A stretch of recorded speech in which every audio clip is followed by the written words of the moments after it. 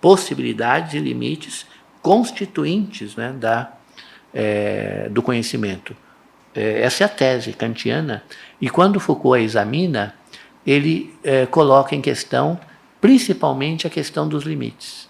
Ele diz, só é possível pensar o limite quando se pensa aquilo que está do outro lado do limite, né?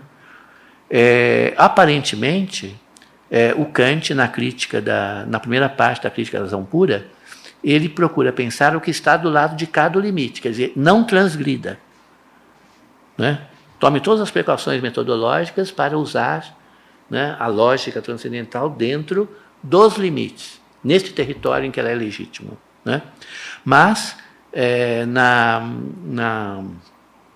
na sua interdição à metafísica e na dialética da razão pura, justamente o que o Kant faz é pensar aquilo que está do outro lado dos limites, né? Mesmo que seja na tentativa de mostrar a ilegitimidade, né? Mas o pensamento além do limite está presente já no Kant, de maneira que é preciso, mesmo considerando, né, o caso kantiano, né, entender o significado do limite dentro dessa duplicidade, né? Aquilo que está dentro do território limitado, mas aquilo também que está além, né, desses limites tão cuidadosamente colocados. E os limites da escrita serão sempre aqueles permanentemente transgredidos, né? Por que permanentemente transgredidos? Porque já na origem da escrita, já na origem da linguagem literária, você tem a passagem ao fora. A passagem ao fora é a transgressão do limite da interioridade, que a filosofia sempre respeitou, né? Então já começa pela transgressão e depois vai incessantemente, né, transgredir. Essa passagem, então, ao fora, né, a exterioridade, tem muito a ver com o abandono dessa subjetividade substancialmente definida, né, em termos de ponto fixo, em termos de fundamento, né? O texto do Foucault, relativamente a essa questão, diz o seguinte: na escrita não se trata da manifestação ou da exaltação do gesto de escrever, né? Quer dizer, a escrita não existe para testemunhar e exaltar o sujeito que escreve, né? Não se trata da amarração de um sujeito em uma linguagem. Trata-se da abertura de um espaço onde o sujeito que escreve não para de desaparecer, né? Então, essa transgressão, essa outra, não é, maneira de ver a própria relação, que é justamente, então, onde está presente a transgressão dos limites, não é, cartesianos, dos limites da interioridade. A escrita não testemunha o sujeito, ou a escrita testemunha um sujeito que está em vias de desaparecer, que está morrendo, está em processo de desaparecimento. Não aquele sujeito forte, fundamento, fixo, a partir do qual a escrita vai se constituir, né? A escrita, ainda que remeta ao sujeito, remete-se à precariedade do sujeito, aquilo que já está quase não existindo mais, né? Então, esse sujeito da linguagem, né, ele não existe mais nesse sentido, né? Nesse sentido em que nós formamos essa frase, né, esse enunciado, né? O sujeito, seu atributo, né? O sujeito, a linguagem como o seu atributo, né? A linguagem não é propriedade do sujeito, e nós vimos na aula passada o Blanchot utilizar a palavra neutro, né? Trata-se aí de um campo neutro. Foi constituído, existiu sempre, não sabemos, não é nem o caso de se perguntar. Mas há um campo neutro, né, em que o sujeito desaparece. E se ele escreve, essa escrita não testemunha a densidade substancial do cogito. Pelo contrário, testemunha alguma coisa que está em vias de desaparecer. Então, é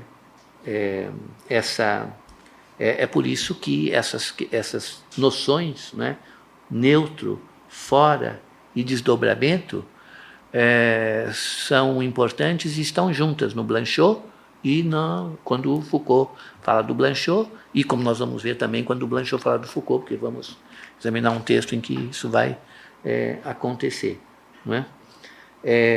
Essa relação e as consequências que se pode extrair dela estão bastante bem analisadas, né, num comentário, num artigo, né,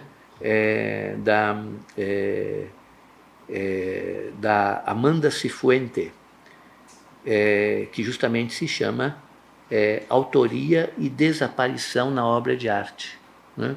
Um escrito que está numa revista chamada Panorama Crítico, que, se não me engano, é uma revista espanhola, não tenho certeza.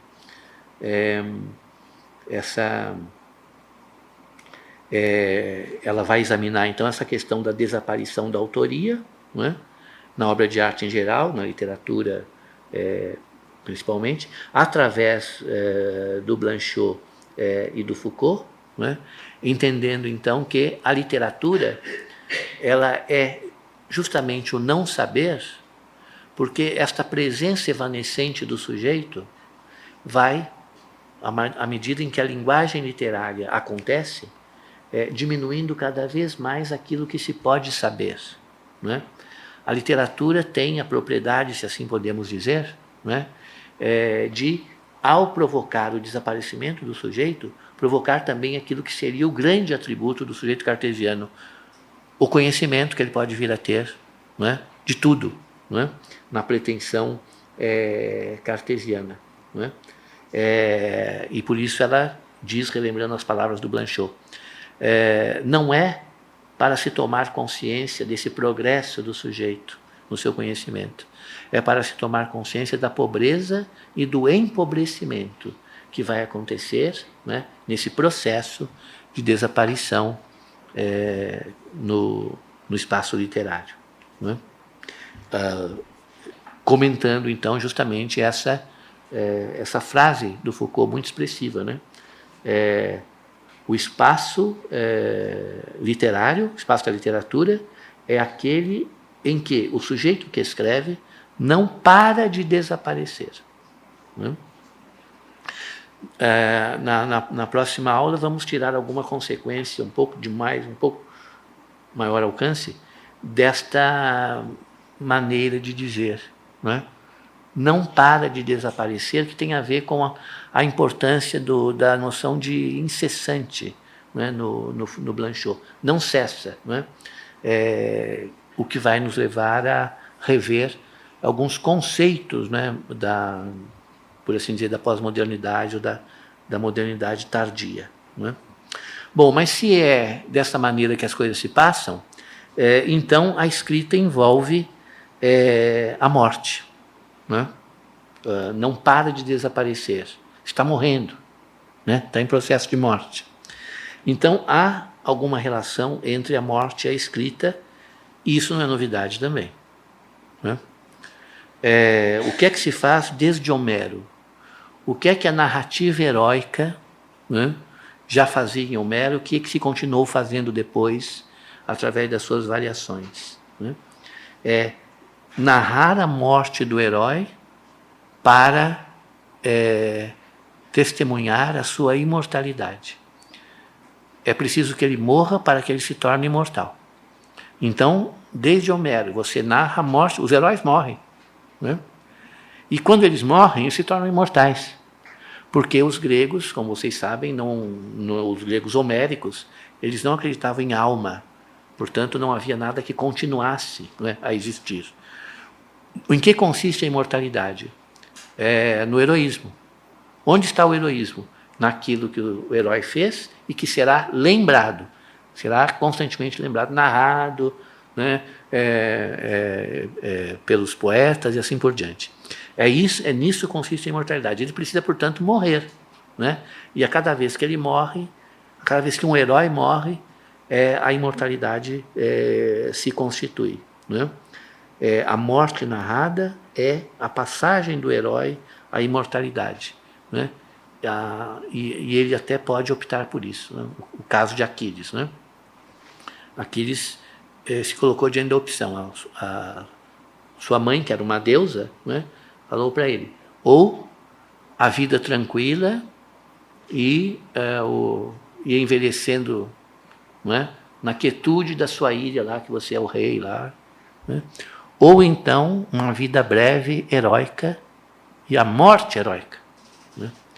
O Aquiles optou, né, pela morte heróica, e com isso esse afastamento, né, do prolongamento da vida, na verdade, constituiu a vida no sentido da imortalidade. Vai viver para sempre. Morreu logo para viver para sempre, né? Nisso é que consiste a imortalidade poeticamente, né, colocada desde Homero, né? Ou seja, escapou da morte de alguma maneira. Morrendo, escapou da morte.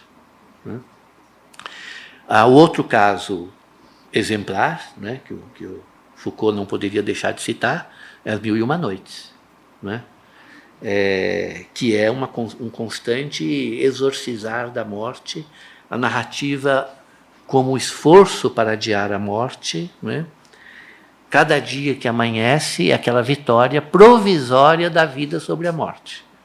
Depois, a narrativa terá que recomeçar para que a morte seja mais uma vez adiada, né? O que o Foucault se pergunta, na verdade, é o seguinte: em que consiste esse constante adiamento da morte, né? O Aquiles teve que morrer jovem e passou a sua curta vida combatendo, porque senão ele não se tornaria imortal, não se tornaria herói. E Sherazade não pode parar de narrar, né? Porque aí sobrevirá a morte. Então, há uma certa consumação, o consumir-se, não é? No sentido bíblico, né? Tudo está consumado, não é? A morte. Essa consumação da narrativa e do narrador, essa espécie de sacrifício, não é?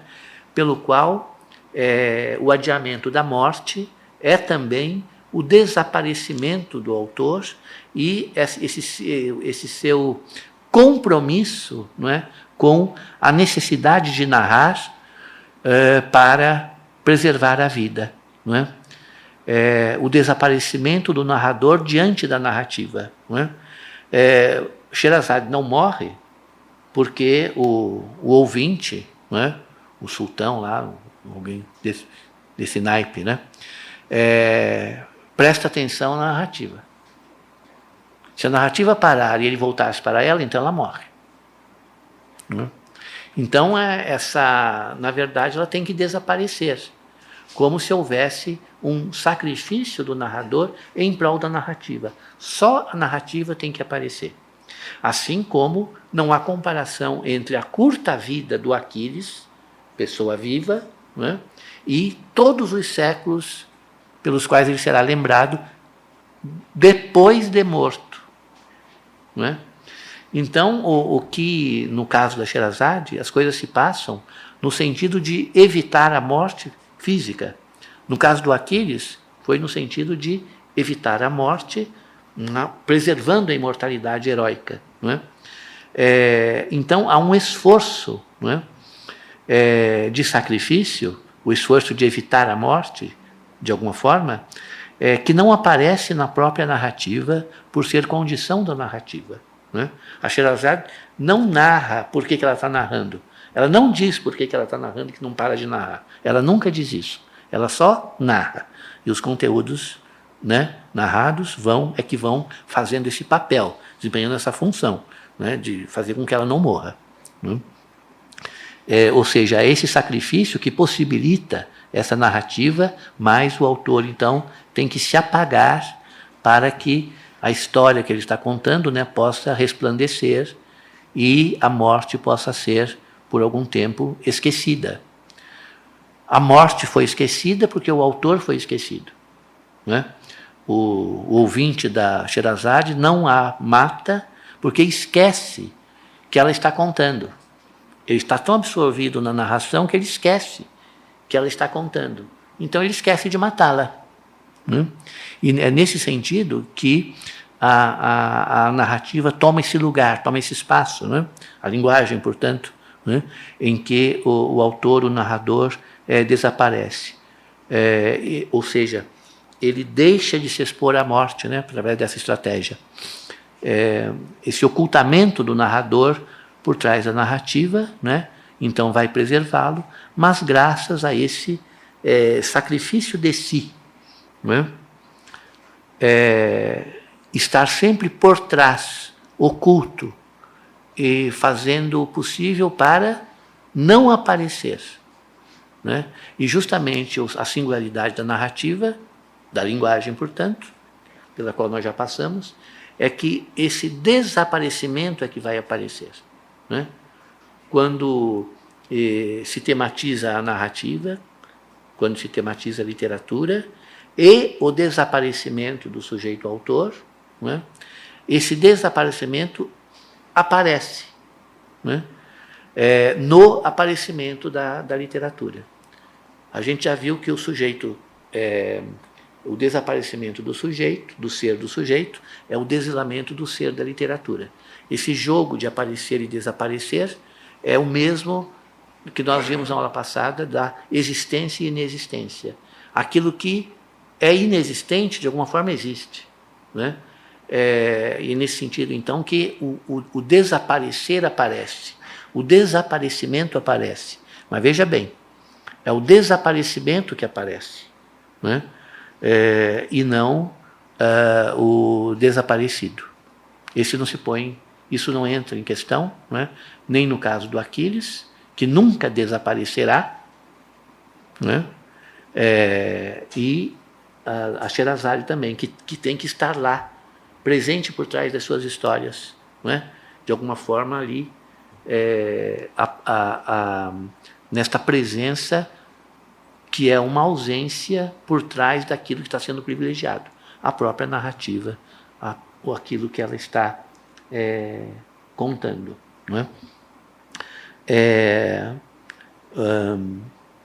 E essa renovação constante, né? Sherazade por trás das suas histórias, Homero por trás dos seus heróis, né? Depois o Foucault vai, inclusive, até citar aquela polêmica, né? Que diz respeito ao Homero, vocês conhecem, né? Existiu, não existiu, era uma pessoa, era um grupo, é uma coisa meio anônima, é uma tradição dos poetas cantadores, né, da Grécia arcaica, ou existia mesmo alguém, Homero, lá, que escreveu tudo, falou, e depois alguém escreveu, aquela coisa toda, né? É uma grande complicação, né? Mas por quê? Porque nós temos mais dúvidas acerca da existência de Homero do que acerca da existência de Aquiles, né?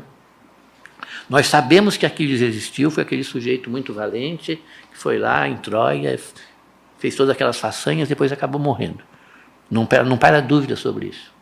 Agora, aquele que teria dado vida a Aquiles, que teria contado a sua história, sobre esse nós temos dúvidas.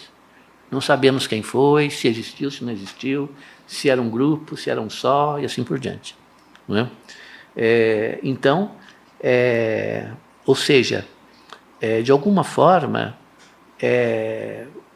poderíamos retornar até aquela frase muito simples que se costuma dizer e que tornou-se até uma coisa do senso comum, não é? É preciso que o autor morra para que sua obra viva, não é? E se é preciso, não se sabe. Talvez o que esteja colocado aqui é que, de alguma forma, o autor sempre morre na vida da história, não é? Que ele contou. E, portanto, há essa relação, não é, da escrita com a morte, essa singularidade da ausência, não é? O Foucault chega a dizer que voluntário ou involuntariamente, o próprio autor cuida disso. Quer dizer, cuida do seu desaparecimento. Né? O texto diz o seguinte: essa relação da escrita com a morte também se manifesta no desaparecimento das características individuais do sujeito que escreve, através de todas as chicanas que ele estabelece entre ele e o que ele escreve. O sujeito que escreve despista todos os signos da sua individualidade particular. A marca do escritor não é mais do que a singularidade da sua ausência. Não é? Ele nos despista, ele usa a palavra chicana, que é aquela curva. Né? Uma dos sentidos da chicana atualmente, né? Aquela curva que tem na pista. Uma curva artificial. A pista é reta, mas a velocidade se tornaria excessiva. Então eles fazem uma chicana. Põem lá uns obstáculos para o cara ter que... Né? A reta fica então disfarçada de uma curva que não existiria, mas que é posta lá artificialmente, e o corredor então tem que fazê-la. Então diz o Foucault, o autor, ele constrói todas essas chicanas para que nós não possamos ir diretamente a ele. Ele despista. Temos que fazer uma porção de curvas, uma porção de tergiversações, não é? Para entender quem foi Homero, qual era a realidade da sua existência. E isso, segundo Foucault, todo o autor faz. Despistar a sua presença. Não é? E mesmo quando a narrativa é na primeira pessoa, trata-se sempre do alter ego, nunca do eu. Não é? Isso o Foucault e o Blanchot também vão tematizar. Não é? A rigor não existe eu, só existe o ele na literatura ou na narrativa. E quando o autor diz eu, ele está falando de outro. Porque ele não quer se revelar, ou o que ele revela de si é para despistar aquilo que ele verdadeiramente é. Não é? Então, nesse caso, por conta disso, é que a vida das personagens parece mais verdadeira que a vida do próprio escritor, do próprio poeta. E isso vem, mais uma vez, deste fora. Né? Porque onde ele está? Onde nós podemos encontrá-lo? Né? Fora de si, perdido no espaço exterior da escrita, né? Onde as suas personagens, por terem sido construídas, justamente parecem ter mais realidade, mais direito à vida do que ele mesmo, né? O autor, o escritor. Então, a relação entre a escrita e a morte está implicada nesta singularidade da ausência, expressão que o Foucault usa para falar do autor. É por via do desaparecimento do autor que a obra então se expande, ganha alcance, ganha sentido, vai muito além do autor, muito além de si mesma, dela, obra, não é? Expandindo cada vez mais o seu sentido. Não é? É certamente a partir disto que a crítica aprendeu a ignorar metodicamente as relações entre o autor e a obra. Foucault, então, está falando da discussão, não é? Da época, referente a um certo triunfo da crítica estruturalista, né? Ou da crítica formalista, de onde o estruturalismo provém. Não é? A crítica aprendeu a ignorar metodicamente o autor, levando em conta apenas a estrutura da obra, como se ela fosse uma experiência neutra, um lugar onde ninguém falou, onde não é preciso chegar até aquele que falou, basta ficar na fala, na experiência constituída, neste campo neutro, né, que nós vimos o Blanchot falar, né, a aula passada. Né. Agora, isso não é feito facilmente. Né. Essa forma intrínseca da obra, né, ela levanta questões. E, na verdade, ela levanta uma questão muito simples. né, praticamente do senso comum, que é a pergunta que o Foucault faz. Não é? Uma obra não é aquilo que é escrito por aquele que é um autor? Uma obra não supõe um autor? Ou seja, se falamos de uma coisa, temos que falar de outra. Né? E aqui vou, então, voltar àquele exemplo que o Blanchot, no texto sobre a literatura, ou sobre a ficção, do livro que nós citamos ontem, né? Comecei a falar disso a propósito de uma pergunta que alguém fez aí, né? A seguinte comparação, né? Um bilhete encontrado sobre a mesa de trabalho que diz o chefe telefonou, né? E aí então aquele que encontra vai lá se haver com essa circunstância, né? E o texto do Castelo, né? Do Kafka, logo no seu início, né? Que diz então precisamente o seguinte: um engano, então, isso é bastante desagradável para mim. Quem está falando é o dono da hospedaria que iria expulsar o agrimensor, não é? O K. O próprio chefe do escritório telefonou. Estranho. Mas como é que agora eu vou explicar isso ao senhor agrimensor? E a explicação, na verdade, não precisa ser dada. O agrimensor está ali do lado ouvindo. Porque ele pediu, ele disse, telefone. Estão duvidando de mim? Telefone. Eles telefonaram, não houve resposta. Então eles voltaram ainda mais empenhados em expulsá-lo. Só que aí o telefone tocou e o próprio chefe telefonou dizendo, não, esse é o agrimensor, é o designado aí para a vila e tal. E aí então eles estão nessa situação, né? O próprio chefe telefonou, isso muda tudo. Muda a situação ali, naquele momento, e muda toda a situação da personagem do agrimensor, né? Porque ele logo percebe que quem telefonou, esse escritório que telefonou, é o Castelo, né? Portanto, o Castelo que está inteirado de tudo, a priori ciente, até da situação em que ele estava lá naquele momento, incômoda, correndo o risco de ser expulso como um vagabundo, porque estava lá sem autorização, né? O chefe da hospedaria diz, né? Ninguém pode permanecer na vila sem autorização do Castelo. Você tem autorização?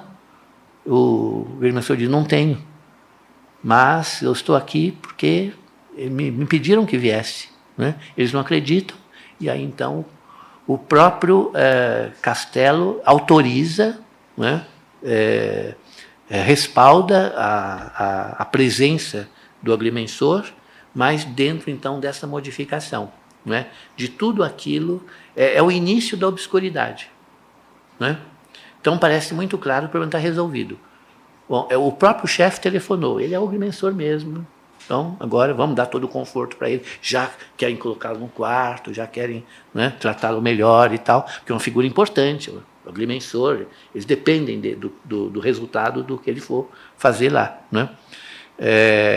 Mas, na verdade, essa aparente solução é o início do problema, né? É aí que começa, né, a série de tentativas, né, do agrimensor de se comunicar com o Castelo, que ele nunca vai conseguir, né?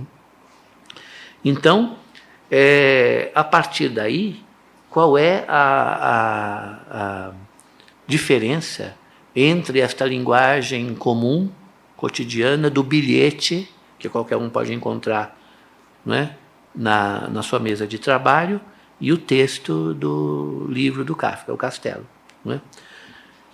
Dificilmente nós pensaríamos que o bilhete possui um autor da mesma forma que o texto do Castelo. Alguém escreveu, né? Mas eu só falo nesses casos em autor quando eu quero me dirigir à pessoa que escreveu de forma irônica, né? Por exemplo, se eu encontro um bilhete muito mal escrito, cheio de erro, né? Aí eu digo, quem será o autor disto? Né? Mas aí é uma referência ao autor completamente diferente daquela que estará presente no texto literário. Não é? E, no entanto, preciso chamar a atenção para o fato de que ambos dizem o mesmo, as palavras são quase iguais. Não é? O chefe telefonou. É isso, em suma, que está sendo dito dos dois modos. Não é? Então, o que é que constitui a diferença? Não é? O Blanchot, nesse texto, né, chamado A Linguagem da Ficção, pelo qual nós já passamos, ele vai dizer o seguinte: são os mesmos termos, eu lhes dou quase o mesmo sentido. Nos dois casos, não me fixo nas palavras, eu as atravesso. Elas se abrem ao saber que lhes está ligado, de maneira que entendo diretamente no meu registro, em vez das palavras que estão escritas, a relação que terei que ter com o chefe ao qual sou subordinado e, no romance, a existência obscura de uma administração com a qual as relações serão muito difíceis.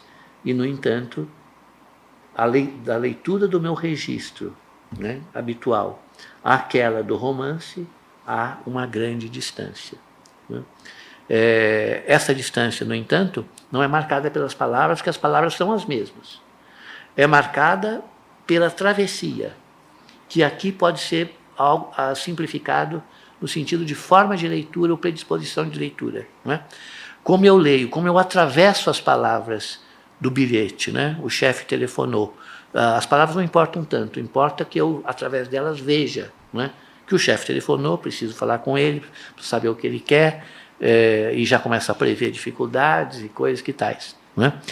E quando eu leio no castelo, né, a mesma frase, o chefe telefonou, também atravessa essas palavras, que são as mesmas do bilhete, mas ali eu já encontro esse outro contexto, o contexto da obscuridade kafkiana, que será, né, desenvolvida no romance. Né? Quero dizer, o peso da ficção ou a realidade da ficção, né? Ali, naquelas palavras, desde que eu, lendo-as, as atravesse na direção da ficção ou as atravesse na direção da realidade. É o chefe real, alguém deixou o bilhete, ou então é o chefe lá do castelo, a personagem do castelo, o obscuro. Né? Então, a leitura, a travessia da palavra vai para um lugar ou vai para o outro. Mas são as mesmas palavras, a diferença, portanto, está nesta travessia ou nesse registro. Né? Então, eu não direi o bilhete é obra, mas direi que o romance de Kafka é uma obra e ela certamente teve um autor. Né? Se alguém encontra, por exemplo, na casa de alguém uma coleção de recados que, porventura ou por acaso, ele recebeu ao longo de toda a sua vida, ou ele mandou para alguém, não é?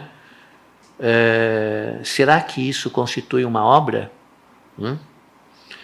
Existe uma anedota que diz o seguinte: o Goethe, quando fazia o rol da roupa para a lavanderia, ou quando deixava bilhete para o cozinheiro sobre o que ele queria comer, ele fazia cópia e guardava. Não sei se isso é verdadeiro, né? Essa anedota está em algumas biografias do Goethe. A suposição, então, é que ele previa, né? Quando vierem, né, fazer o levantamento da minha obra, né, eles terão que encontrar tudo. Está aqui, então, tudo. Não é? E vocês sabem que existem mesmo biografias e levantamentos da obra do autor que chegam a esse ponto. Não é? Nós encontramos livros, né, de biografias em que está lá o facsímile do bilhete, né, que o sujeito mandou para o chofer dele, aquela coisa toda. Né? Mas a questão que o Blanchot está colocando é essa. Né? É obra? Existe um autor? tudo que ele escreve pode ser chamado de sua obra, não é? Tudo que ele faz, como as outras pessoas fazem, e o Blanchot diz, todos os rastros que ele deixa atrás de si e que são os mesmos que qualquer um de nós deixa atrás de si. Isso é obra? Não é? Isso é para ser considerado ou isso é para ser deixado de lado? Não é? O que é que significa isso? Se nós formos entender que há um sujeito que é um autor, houve certamente em todos os bilhetes insignificantes que eu possa encontrar, escritos por alguém, o sujeito que os escreveu, fora de dúvida. Então, a problematização da obra em relação ao seu autor se faz dessa forma, né? Definir a obra e definir o autor, né? Quem escreve um bilhete é autor do bilhete, da mesma forma que ele é autor do livro que ele escreveu. Na verdade, o que o Blanchot quer mostrar com isso é que quando nós passamos da noção de autor para a noção de obra, tentando reconstituir na obra o autor, ou o rastro do autor, ou então considerar a obra nela mesma, como faz uma crítica estrutural, uma crítica formalista, os problemas não são menores nem menos complexos. E são, na verdade, muito semelhantes. Né? Quem escreveu, né? Quando se trata do autor. Por outro lado, isso que está escrito, o que é? É obra, não é obra? O que é? Né? O que faz parte da obra? Então, de um lado ou de outro, é problemático. E, portanto, a passagem do autor à obra não resolve coisa alguma. É isso que o Blanchot quer dizer. Né? Ele diz que há uma abundância de questões, né? Se coloca a partir da noção de obra, porque a noção de obra e a noção de autor têm a mesma intenção, que é a intenção unificadora. Né? Ou, se eu sou de uma vertente historicista, não é? Eu vou unificar a obra a partir do autor. Se eu sou estruturalista, eu vou unificar a obra a partir dela mesma. Mas há sempre a intenção de unificar. E então a pergunta, na verdade, que deveria anteceder a tudo isso é possível essa unificação? A obra unifica? O autor unifica? A obra unifica? Né?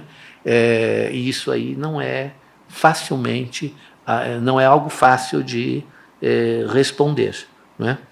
Então, tanto a obra quanto a vida, né, se eu presumo que elas podem unificar, né, isso não é fácil de mostrar. Talvez essas dificuldades tenham levado, então, a se colocar justamente no primeiro plano a noção de escrita, né? Que também é chamado de, durante um certo tempo, aí, teve muito na moda, né? A escritura. Né? Então, Barthes, aquele pessoal todo. Né? Eu me lembro que o Antônio Cândido não gostava da palavra. Dizia, escritura é só sagrada. Né? A palavra que deve ser aplicada aí é escrita, né? E não escritura. Mas era muito comum, né? O termo. Né? Ou seja, a escrita enquanto processo para resolver as dificuldades encontradas no plano do autor e no plano da obra enquanto obra acabada. Né? Então, ou seja, contrapondo a noção de escrita à noção de obra, nós poderíamos, então, dispensar certas referências. Né? Por exemplo, a escrita, enquanto processo, embora ela demande o ato de escrever, não é preciso que esse ato seja personificado. Né? Quem escreve? Justamente por isso a escrita, nesse sentido neutro, né, vai aparecer como categoria, e não o autor, determinar a pessoa que escreveu e tal. Né? Uma tentativa de conferir à escrita uma certa autonomia. já que a autonomia do autor e a autonomia da obra se revelaram problemáticas. Então, talvez a escrita tenha essa autonomia, na sua impessoalidade, nessa espécie de anonimato, né, que a noção traz com ela mesma. Mas o Foucault aí faz uma pergunta de índole kantiana, né? Ele diz, será que esse anonimato, essa anterioridade da escrita, ainda não nos lembraria muito o transcendental? Ou seja, aí da escrita como forma geral, né, onde nós poderemos encontrar, né, obra e autor, mas condensados na escrita, e a partir desse processo de fatura, né, da escrita, essa anterioridade aparentemente neutra não será uma anterioridade categorial de feição transcendental, né? Ou seja, assim como no conhecimento, para o Kant, existem certas condições transcendentais que permitem, né, que o conhecimento aconteça, né? Assim também a escrita lembraria um pouco essa condição transcendental para que algo aconteça, né? A literatura aconteça, né? Já que obra e autor não se revelaram promissores, né?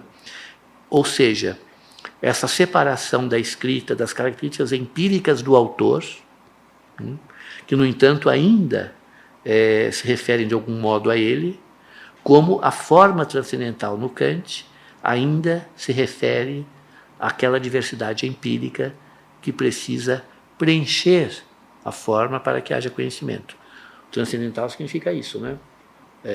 Por isso que o Kant toma cuidado para diferenciar transcendental de transcendente. Transcendental é anterior ao empírico, mas refere-se ao empírico. Transcendente não precisa, né, se referir ao empírico. Então o Foucault joga com isso.